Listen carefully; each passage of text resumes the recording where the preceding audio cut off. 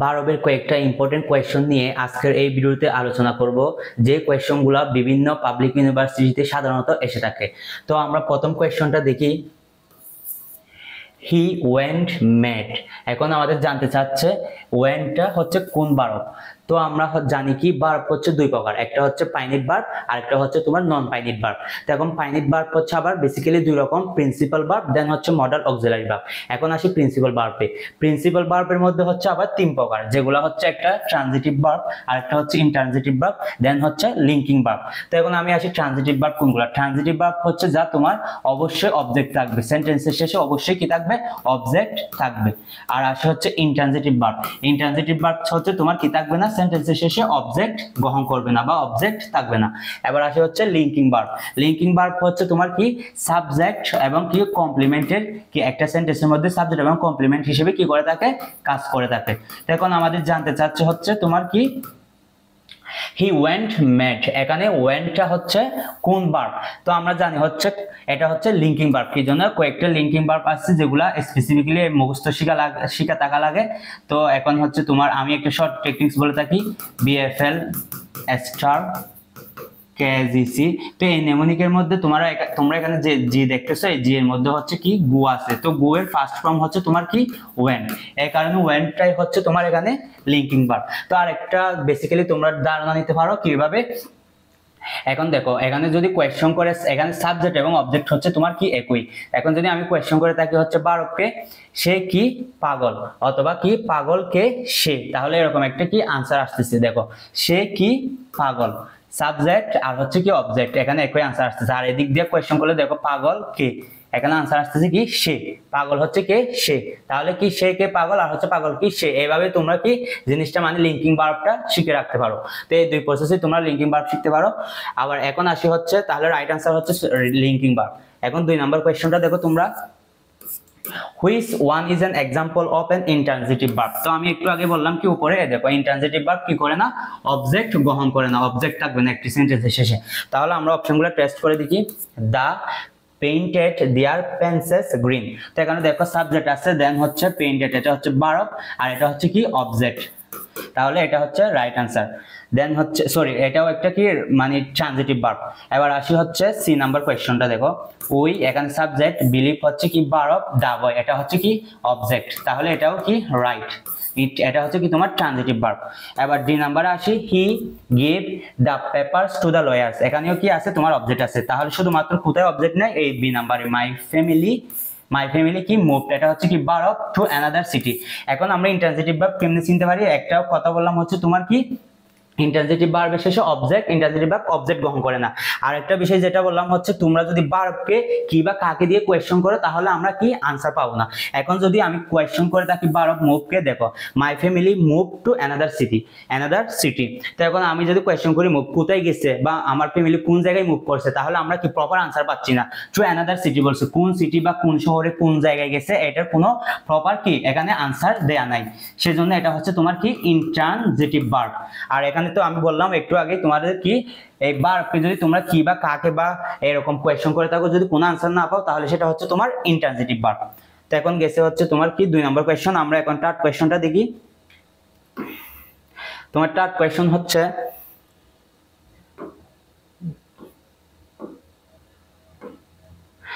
I have no objection to walking। তো এখন আমাদের জানতে চাচ্ছে টু ওয়াকিং এটা কোন ভার্ব। তো এখন দেখতেছি অপশনে কি আছে, ইনফিনিটিভ আছে, পার্টিসিপল আছে, দেন হচ্ছে জিরান আর হচ্ছে কি মরকুমি, এটা লাগবে না। দেন আমরা একটা রুলস জানি হচ্ছে কি তোমার প্রিপোজিশনাল অবজেক্টের পরে অবশ্যই কি বসে, জিরান বসে। তো দেখো এখানে অবজেকশন টু, এটা হচ্ছে কি তোমার প্রিপোজিশনাল অবজেক্ট, প্রিপোজিশনাল অবজেক্টের পরে অবশ্যই কি বসবে, তোমার জিরান বসবে। আর এখানে অবজেক্টের জায়গায় যেহেতু আছে সেটা অবশ্যই কি তোমার জিরান হিসেবে তোমরা কাউন্ট করতে পারো। আর হচ্ছে এখানে সেন্টেন্সটা পড়লে বুঝতে পারবে তোমরা এই জিনিসটা হচ্ছে জিরান কি জন্য, জিরান অলওয়েজ কি হয় তোমার স্থির, মানে এরকম বোঝায়। তো I have no objection to কি ওয়ার্কিং, এখানে কি প্রিপোজিশনাল অবজেক্ট আছে আর এটা হচ্ছে তোমার কি জিরান। আর জিরান হচ্ছে তোমার নাউন প্লাস ভার্বের কাজ করে থাকে, আর এদিকে হচ্ছে ওয়ার্কিং, এটা কি বি1 হিসেবেও আছে। তো তাহলে এটা রাইট আনসার হচ্ছে তোমার কি বি, জিরান। এবার 4 নম্বর কোয়েশ্চনটা দেখো, I went out having forgotten him. তো আমাদের এত কিছু দেখা লাগবে না, আমরা যদি কোনো একটা সেন্টেন্সে এরকম দেখি হচ্ছে হ্যাভিং প্লাস বি3 দেখি, তাহলে সেটা রাইট আনসার হচ্ছে পারফেক্ট পার্টিসিপল। তো এখন দেখো হ্যাভিং আছে, দেন হচ্ছে তোমার কি ফরগেটের বি3 হচ্ছে ফরগেটেন, তাহলে এটা কি হচ্ছে তোমার পারফেক্ট পার্টিসিপল। এবার আসি হচ্ছে 5 নম্বর কোয়েশ্চনটা দেখো তোমরা। তো 5 নম্বর কোয়েশ্চনে হচ্ছে মাদার মেড দ্য চাইল্ড। তো এখানে দেখো মেড আছে, তো আমরা সাধারণত এটা হচ্ছে তোমার একটা প্রযোজক ক্রিয়া বা পজিটিভ ভার্ব। পজিটিভ ভার্ব কি, আমরা পজিটিভ ভার্ব হচ্ছে যেখানে কর্তা নিজে কাজটি করবে না, বাট কি হচ্ছে অবজেক্ট কাজটি করবে। তো এখানে দেখো অবজেক্ট হচ্ছে দ্য চাইল্ড, এখানে দ্য চাইল্ড কি করতেছে, খাবার খাইতেছে বা ইট। এখানে দেখো ইট বা এট যেটা নাও তোমরা, এখানে কি খাবার খাইতেছে কে, দ্য চাইল্ড। তাহলে এখন দেখো আমরা রুলসটা বলে দিই, পজিটিভ ভার্বের কয়েকটা রুলস আছে, এর মধ্যে হচ্ছে কি সাবজেক্ট প্লাস দেন হচ্ছে মেড বা মেক বা লেট, দেন হচ্ছে ব্যক্তি প্লাস যদি বস্তু থাকে, তাহলে সেক্ষেত্রে আমরা কি নিব, ভার্বের বেস ফর্মটাই নিব বা বি1 যেটাই বলো। তো এখন দেখো মাদার মেড, মাদারের পরে মেকের পাস্ট ফর্ম হচ্ছে তোমার কি মেড, আর হচ্ছে এখানে অবজেক্ট কি আছে, দা চাইল্ড, এটা ব্যক্তি হিসেবে আছে। আর যদি বস্তুও থাকতো তাহলে তোমরা এখানে আনসার কি নিতা, বেস ফর্ম বি1 যেটাই আছে ওইটাই নেওয়া লাগতো। তাহলে এখন বেস ফর্ম হচ্ছে কি তোমার ইট। এবার আসি 6 নম্বর কোয়েশ্চন। এবার 6 নম্বর কোয়েশ্চন হচ্ছে কি তোমার fire burns, what kind of verb burn. এখন আমার জানতে চাচ্ছে বার্নটা হচ্ছে কি কোন ধরনের ভার্ব। তো এখন হচ্ছে আমরা একটু আগে বললাম যেটার শেষে কি একটা সেন্টেন্সের শেষে যদি অবজেক্ট না থাকে তাহলে সেটা হচ্ছে তোমার কি ইনট্রানজিটিভ ভার্ব। ইনট্রানজিটিভ ভার্বকে কি, যদি আমরা মেইন ভার্বকে কি বা কাকে দ্বারা কোয়েশ্চন করি যদি আনসার না পাই তাহলে সেটা হচ্ছে ইনট্রানজিটিভ ভার্ব। তো এটা বারবার বলতেছি, তোমাদের এগুলো মাথায় থাকা লাগবে এই কোয়েশ্চনগুলো, যেহেতু তোমার এসব থেকে বিভিন্ন প্রিভিয়াস ইয়ারের কোয়েশ্চন এসে থাকে, তো এগুলো ভালোভাবে শিখতে হবে। তো এখন যেহেতু এখানে কি নাই, অবজেক্ট নাই, সেহেতু এটা রাইট আনসার হচ্ছে তোমার কি ইনট্রানজিটিভ ভার্ব। এবার আসি হচ্ছে আমাদের 7 নম্বর কোয়েশ্চনটা। 7 নম্বর কোয়েশ্চনটা তোমরা দেখো, the game for several years she understood all of its challenges। তো এখন আমি একটা তোমাদের সরি এখানে একটা গ্যাপ আছে, এখানে গ্যাপটা আসে নাই, দা এর আগে একটা কি ব্ল্যাঙ্ক চিহ্ন এখানে কোয়েশ্চনের জন্য, এই যে আনসার রাইট আনসারের জন্য। তো এখন আসি হচ্ছে তোমার কি এখানে she আছে, সাবজেক্ট প্লাস যদি বেস ফর্ম থাকে সরি ভার্ব থাকে, তাহলে সেক্ষেত্রে তোমার এখানে কি হয়ে থাকে, ইউজুয়ালি একটা সেন্টেন্সের সামনে তোমার ওই জিনিসটা হয়ে থাকে হচ্ছে ড্যাংলিং পার্টিসিপল বা ড্যাংলিং মডিফায়ার হিসেবে যেটা আমরা বলে থাকি। তো এখন দেখো ড্যাংলিং পার্টিসিপল একটা নিয়ম হচ্ছে কি হ্যাভিং প্লাস বি3 বা সামনেরটা হচ্ছে কি ভার্বের সাথে আইএনজি প্লাস কি হয়ে থাকে, বি3 হয়ে থাকে।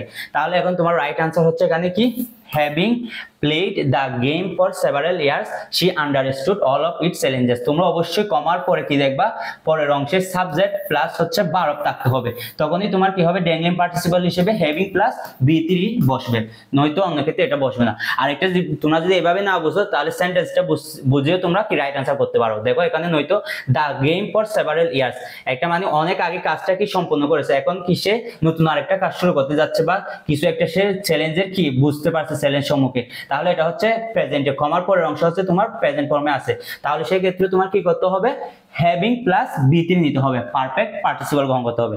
এবার আসে হচ্ছে 8 নম্বর কোয়েশ্চনে, মাই ব্রাদার এনজয়স। তো এখন দেখো এখানে এনজয়স আছে, দেন হচ্ছে ড্যাশ, দেন কম্পিউটার গেমস। তো আমরা জানি এনজয়স, অ্যাডমিট এরকম করে কিছু ভার্ব আছে যেগুলোর পরে অবশ্যই আরেকটা ভার্ব আসলে সেটার আইএনজি হবে সেটার সাথে। তো এখানে রাইট আনসার হচ্ছে কি প্লেইং, প্লে যেহেতু আছে প্লে এর সাথে আইএনজি করতে হবে, এটা রাইট আনসার হচ্ছে তোমার প্লেইং। তাহলে হচ্ছে কি my brother enjoys playing computer games, কি জন্য প্লেইং হয়েছে, এইরকম কিছু ভার্ব আছে এনজয়, অ্যাডমিট, এই যেগুলো ভার্বের পরে আরেকটা ভার্ব আসলে অবশ্যই কি হবে তোমার আইএনজি যুক্ত হবে। তো এই জিনিসগুলো তোমরা শিখে নিবা, বিভিন্ন বইয়ের মধ্যে আছে এগুলা, তো এখান থেকে তোমরা ভালোভাবে শিখে নিবা। এবার আসি হচ্ছে 9 নম্বর কোয়েশ্চনে।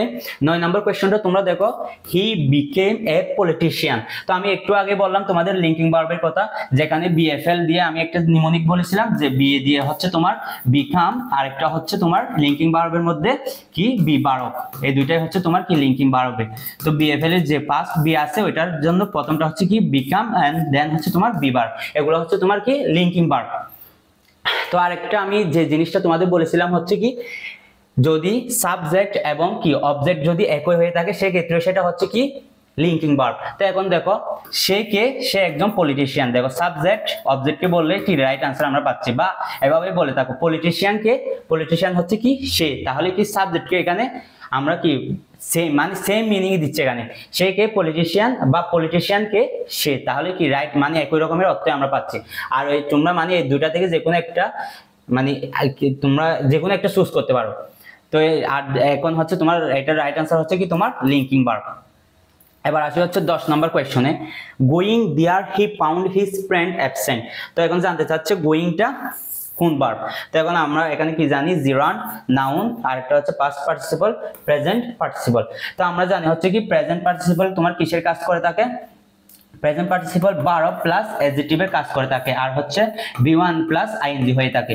তো এখন দেখো প্রেজেন্ট পার্টিসিপল এখানে হচ্ছে গোয়িং, গোয়িংটা যেটা হচ্ছে তোমার কি ভার্ব, গো হচ্ছে ভার্ব প্লাস হচ্ছে আইএনজি যুক্ত হয়ে এটা কিসের কাজ করতেছে, তোমার অ্যাডজেক্টিভের কাজ করতেছে। তাহলে গোয়িং হচ্ছে তোমার কি প্রেজেন্ট পার্টিসিপল। তো প্রেজেন্ট পার্টিসিপল আর জিরান্ডের মধ্যে অনেক ডিফারেন্স আছে, তোমরা এগুলো দেখে নিতে পারো আমাদের নেক্সট ভিডিওতে বা ইউটিউবের মধ্যে আমাদের অনেক ভিডিও অলরেডি আছে। তো আমি বলি তোমাদের, তাও জিরান্ড অবশ্যই তোমার কি হবে, স্থির হবে, আর প্রেজেন্ট পার্টিসিপল কি হবে, গতিশীল হবে। জিরান্ডকে তোমরা কি ফর দিয়ে রিপ্লেস করতে পারবে যে কোনো সেন্টেন্সে, আর হচ্ছে প্রেজেন্ট পার্টিসিপলকে বি ভার্ব দিয়ে রিপ্লেস করতে হবে। আর হচ্ছে তোমার আরেকটা বিষয় বলি, যেমন বেবি ইজ ক্রাইং, তো এটা হচ্ছে কি গতিশীল বোঝাচ্ছে। আমি একটু আগে কি বললাম, প্রেজেন্ট পার্টিসিপলকে কি বি ভার্ব দিয়ে রিপ্লেস করা যাবে, আর একটা হচ্ছে তোমার গতিশীল বোঝাবে, যেমন বেবিটি কি কান্না করতেছে, তো এখানে বেবি ইজ, এখানে ইজও আছে, যেটা ভার্বটা হচ্ছে তোমার কি এখানে বি ভার্ব দিয়ে রিপ্লেস করা যাচ্ছে, তাহলে সেটা হচ্ছে কি তোমার প্রেজেন্ট পার্টিসিপল। তো এইসব বিষয় জানতে হবে তোমাদের জিরান্ড এবং প্রেজেন্ট পার্টিসিপলের মধ্যে পার্থক্য, ডিফারেন্স গুলা। তো আজকের জন্য এতটুকুই। তো আমরা সামনে আমাদের একটা বেস আসবে ইংলিশের উপর, তোমরা এই বেসগুলো দেখতে পারো, যেখানে আমরা প্রপারলি ইংলিশ নিয়ে ভালোভাবে আইডিয়া দিব। দেন হচ্ছে ওইখান থেকে তোমরা একটা ইউনিভার্সিটির ভালো একটা প্রিপারেশন নিতে পারবা। আর আমরা ফেসবুক, দেন হচ্ছে তোমাদের ইউটিউবের কমেন্ট সেকশনে আমাদের বেসের ডিটেলস সবকিছু জানিয়ে দেওয়া হবে। তো ভালো থাকবা, আল্লাহ হাফেজ।